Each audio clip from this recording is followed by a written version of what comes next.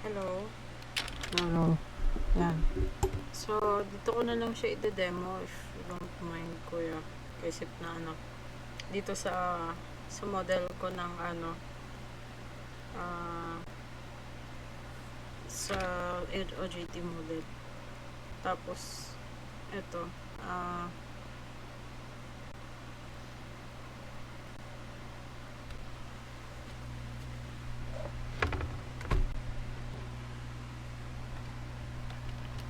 so ganito, to have the sky dome, ha. So, don't know if I think naturo ko na rin ito before, pero ulitin lang natin. Tapos, isa-save ko na itong video for that purpose. So, for this video is for the diba, Arnold lights ng sky dome para magkaroon ng sky. So, yun. Punta dito sa Arnold lights, then sa sky dome. Yan. Ito na yan.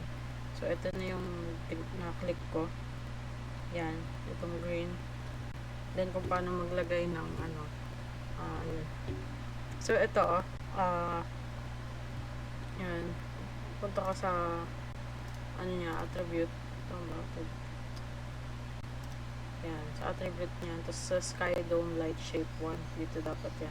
Tapos kung gusto mo ibahin yung kulay, pwede naman galing sa palette lang. Or gusto mo lagyan ng, picture.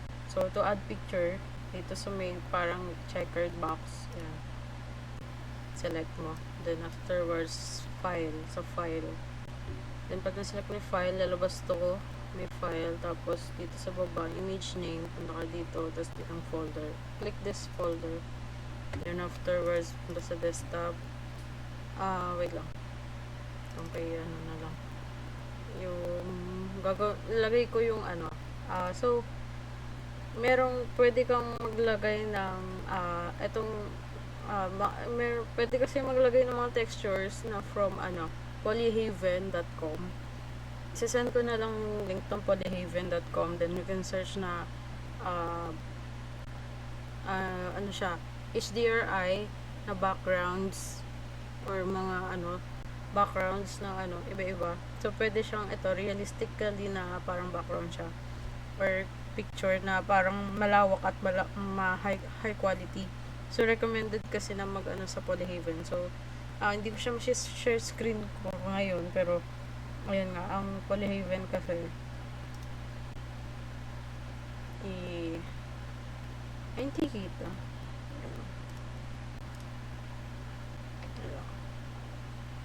Sige. Buong ko na lang. Ano kaya? Hindi pala kita.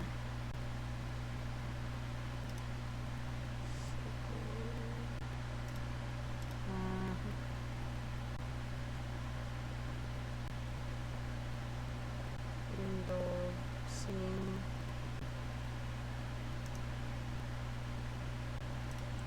Application ito eh.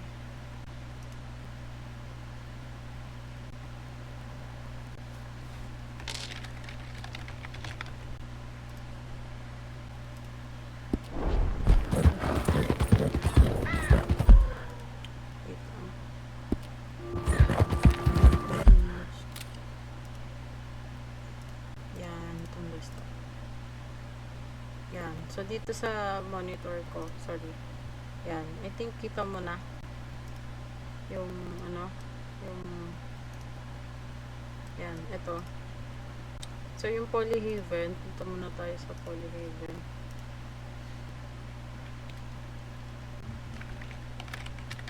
Usually, you have to have the file muna ng, ng pinaka-texture or pinaka-texture na lagay. Gagamitin mong picture for the So, itong site, polyhaven.com, you can type it na lang or send ko sa inyo. Ito yung HDRIs. So, ito HDRIs, yung mga high resolution ng mga backgrounds. So marami yan dito. Marami yan. Iba-iba. Outdoor, skies. Ito kung skies. If you want skies or sunset, pwede rin naman yung sunset na kind of sky. So, yan. Meron ka scroll dito. Like, ayan. Madaming mga, sky lang. Only pure skies. Meron din. Tapos, meron may land or may grass or mga farm. Yan. Marami. You can scroll it until you're satisfied kung alin dito yung gusto mo na kunin. Yan, ito okay. Ito maganda din to. So, yun. Then, pag kunyari, kukuha tayo itong Pure Sky. Sige, kung natin to. To download, ito kasi, ito yung download button. So, if you want a higher, kung kaya naman ng PC mo, ito 24K, 16K, 8K, 4K. Pero usually, ang kasi, nakaset ng standard or default is 4K. And then, EXR or HDR. It could be anything. Download mo, then, okay, going back. So, ito na yung na-download ko in sa Meadow.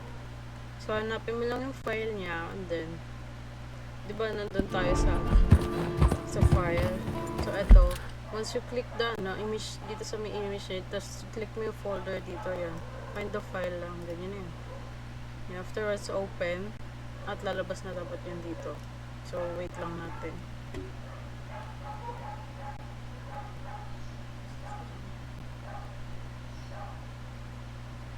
Yan. So, yun. Just wait for a minute, then yan na yun. Yun. Yan o. So, nakita mo, diba, is malaking file talaga siya. So, whole scene talaga siya. So, parang ganyan. Kung wala siyang cut. Parang yun yung purpose ng HDR. Maganda kasi dun eh.